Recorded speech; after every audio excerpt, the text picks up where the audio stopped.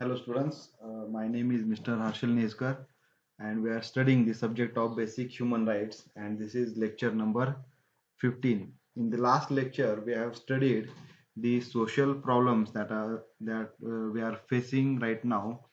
The issues we discussed in the last lecture were the problem of illiteracy and the food insecurity. Alright, so in this lecture we will study the government strategies that are to made against the illiteracy and the food insecurity. So let's start to the lecture and we will discuss first of all the government strategies for alleviating the illiteracy in India. So basically there is a national policy that has been decided by the Indian government. So let's study the policy that has been prepared by the government of India.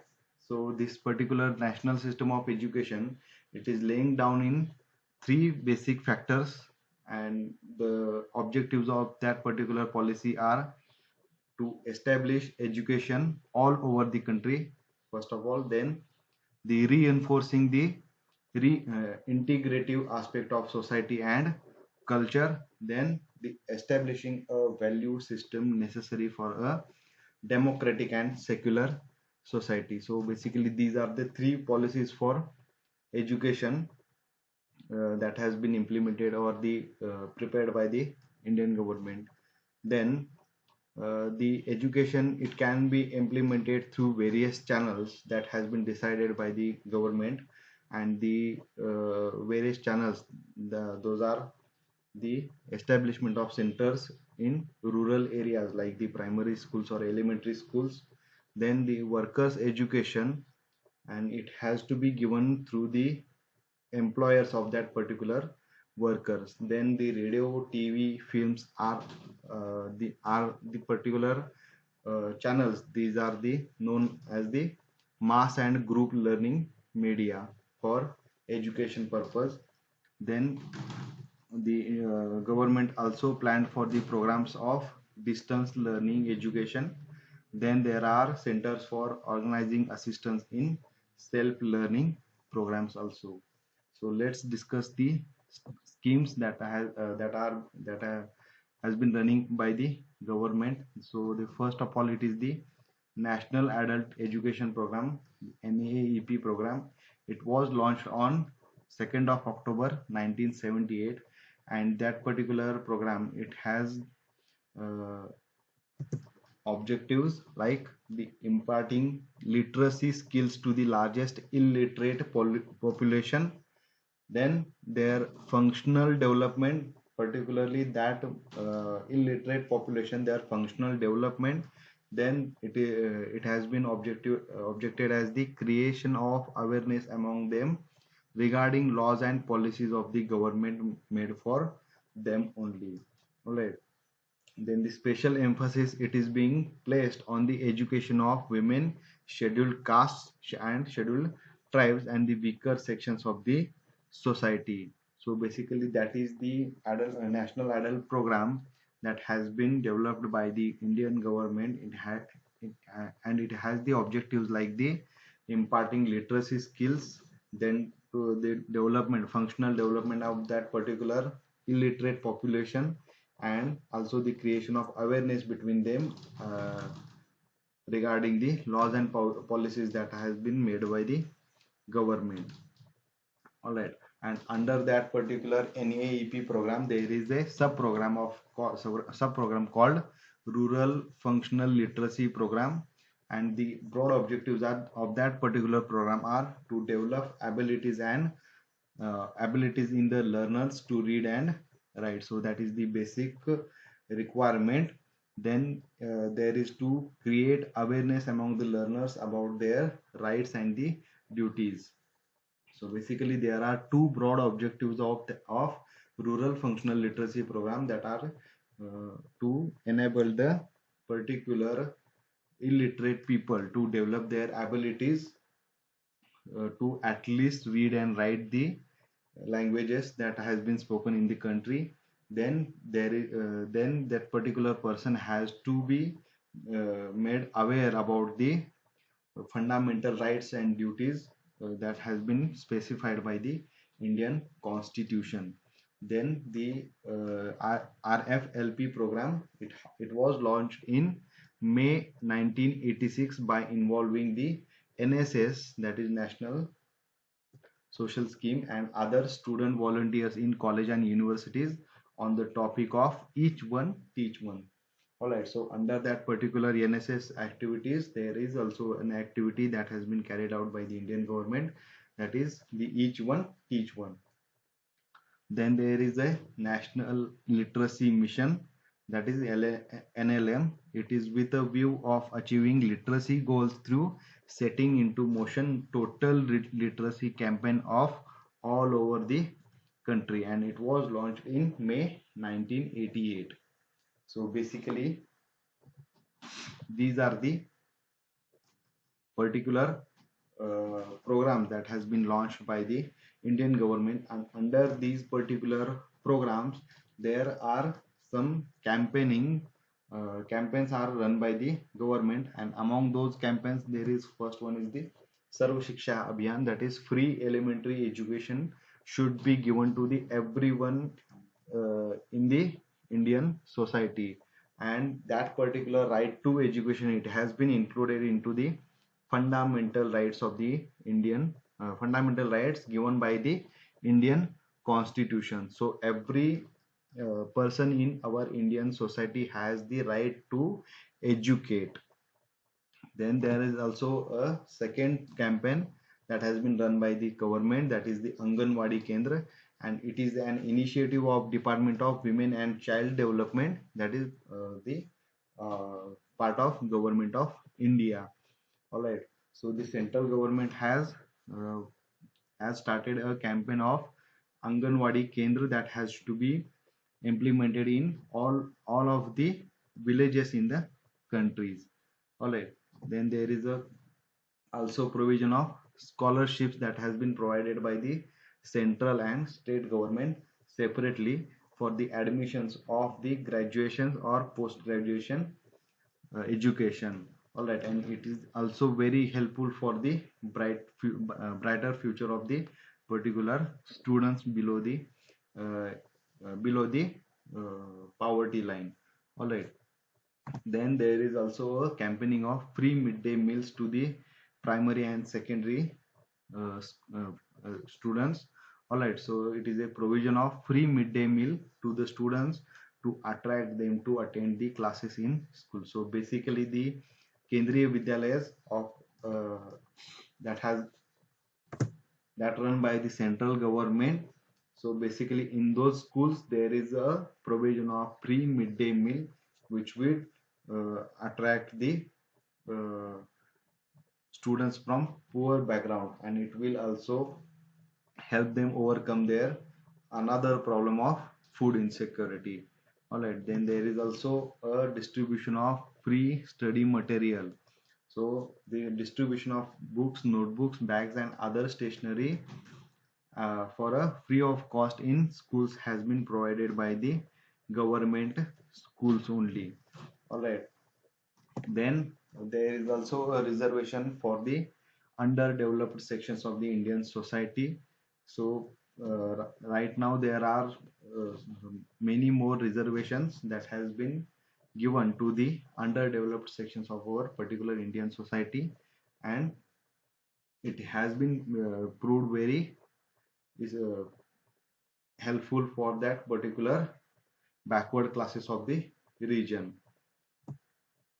So basically, these were the campaigns and the program that has been run by the government of India for the betterment of education in people, and it is basically proved very helpful to elevate the problem of illiteracy in Indian society. So let's move on to the next problem of food supply and the government strategies that has been run by the Indian government to overcome the problem of food supply or food insecurity.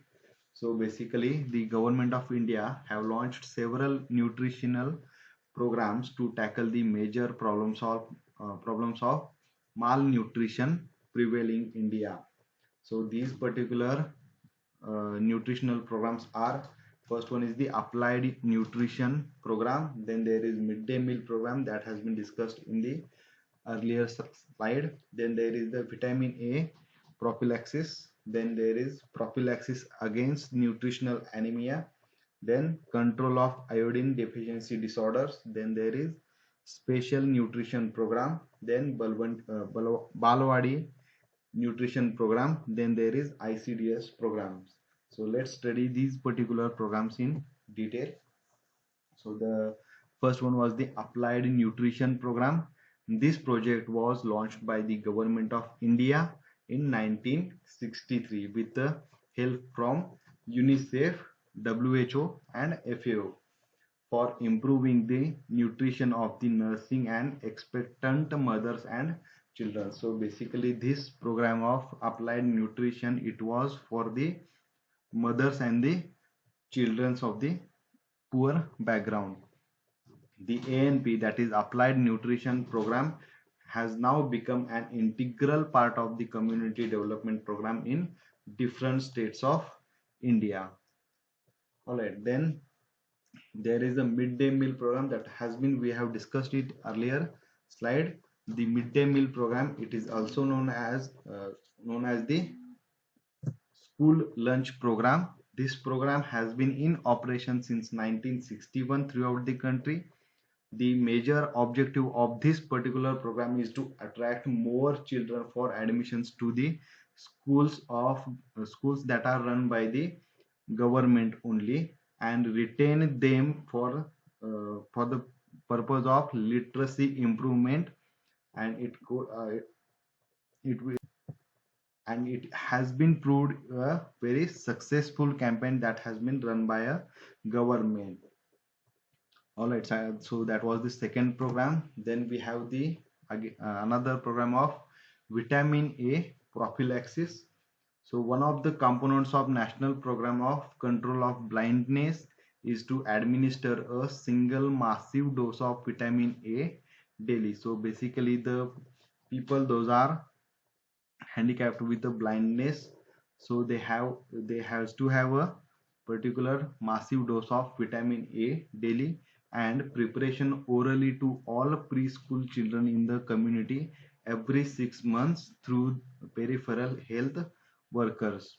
An evaluation of the program has revealed a significant reduction in vitamin A deficiency in children.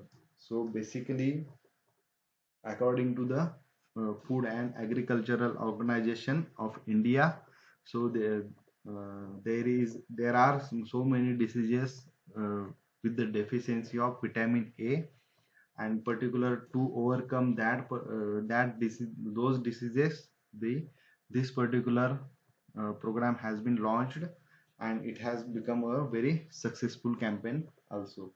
Then there is also another program of prophylaxis against the nutritional anemia. So basically this program consists of distribution of iron and folic acid tablets to pregnant women and young children. So basically the pregnant women and the young children, those are between the ages of 1 to 12 years, they lack the uh, healthy food that contains the uh, minerals like iron and folic acid, and government has decided to start a program to elevate particular this nutritional anemia with the distribution of iron and folic acid tablets. So the Mother Aid and Children Health Centers in rural areas and ICDS projects are engaged in the implementation of this particular program. So basically that is the program that has been run by the government to overcome the problem of unhealthy uh, unhealthy food that has been consumed by the poor background people. All right. So then we have the campaign of control of iodine deficiency disorders. So nearly 145 million of Indian people estimated to living in known goiter endemic areas of the country. So basically this goiter endemic areas of the country, they are the areas found in the Himalayan goiter belt of northern India, which is located far away from the coastline, where availability of iodine is very limited, and the particular areas in the country uh, are Jammu Kashmir, Himachal Pradesh, Delhi, Punjab, Haryana, Uttar Pradesh, Bihar, West Bengal, Sikkim, Arunachal Pradesh, Assam, Mizoram, Nagaland, Manipur, Meghalaya, and Tripura. So basically, these are the areas where the seafood that includes the iodine that has that, it found a very limited resource. All right, so that is why the government has planned for a program to uh, provide these particular people from the goiter endemic areas with the iodine efficient foods. All right, so basically this program was launched by the government in 1962. All right, with the objective of identification of goiter endemic areas to supply the iodized salt in place of common salt, and to assess this impact of goiter control measures over a period of time. So basically the areas from goiter endemic areas. All right, so these the people from these areas, they have been provided with a iodized salt instead of common salt, and there is also provision of assessment of impact of this particular measure over a period of time, and it has been assessed by the government of India only. Then there is also a nutrition program of special nutrition program, which was started in 1970 for the nutritional benefit of children below the 6 years of age. Then it is also for pregnant and nursing mothers, and it is in the operation in urban slums, tribal areas, and backward rural areas. The beneficiary mothers receive basically daily 500 kilocalories and 25 grams of protein, and this supplement is provided to them for about 300 days in a year. So this particular nutrition program, it is given to the children of age below 6 years, and also to the pregnant and nursing mothers, and the government provides the 500 kilocalories and 25 grams of protein, and it is also provided for the 300 days in a year. All right, so that was for the special nutrition program. So let's move to the next nutrition program, that is Balwadi nutrition program. This program, it was started in 1970 for the benefit of children in the age group of 3 to 6 years in rural areas. So it is under the overall charge of Department of Social Welfare. All right, the four national level organizations, including the Indian Council of Child Welfare, are given grants funds to the implement of the particular program. The program is implemented through the Balwadi, which also provides the preparatory education to these children. All right, then we have the ICDS program, that is Integrated Child Development Services. It was started in 1975 in pursuance of National Policy for Children. There is a strong nutrition component in this program in the form of supplementary nutrition, vitamin A prophylaxis, and iron and folic acid distribution. The beneficiaries are preschool children over below the 6 years, the pregnant and lactating mother. So basically those programs we have studied in the last slide and this slide, that is the nutrition Balwadi nutrition program or special nutrition program, or the vitamin A prophylaxis program. These particular programs, they have been supplied by the particular organization that is called as the Integrated Child Development Services, and particularly they provide this supplementary nutrition, vitamin A prophylaxis, iron and folic acid to the particular beneficiaries. All right. So these were the programs that are been running by the Indian government. So also we have some suggestions for achieving the food security. All right. The dual measures should be taken. One is to contain rise in prices and the others to mitigate the adverse effect on the poor. So basically there should be two measures taken. One of which is the to contain the price in rise in prices. All right. So and the other one is the to decrease the adverse effect on the poor background people. A comprehensive policy should be framed to insulate the domestic prices for the high world prices by combining different measures including high subsidies and lower tariffs and export restrictions. Then there should be a agricultural development and increase in agricultural productivity, which could benefit the poor in terms of wages and employment. Then to tackle the problem of food security, a comprehensive and coordinated national effort is required.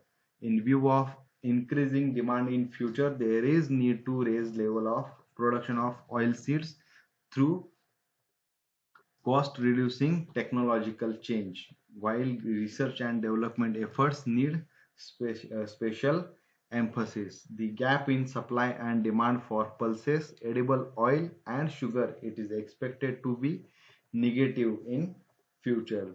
This implies that the in the years to come, the country will have to rely on imports of these food items to meet the domestic requirement. Thus, we need to have necessary policy initiatives. All right. So basically, these are the suggestions that has been discussed in the various uh, reports that has been generated over the period of years. So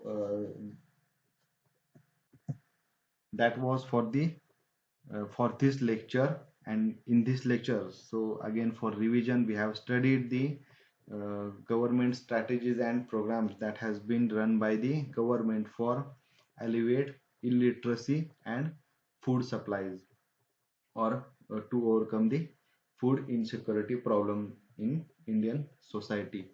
So that was for this lecture. If you have any doubt regarding this, the content of this particular lecture, comment down in the below section. And in the next lecture we'll study more about the social problems. All right. And for thank you for listening the lecture. Thank you.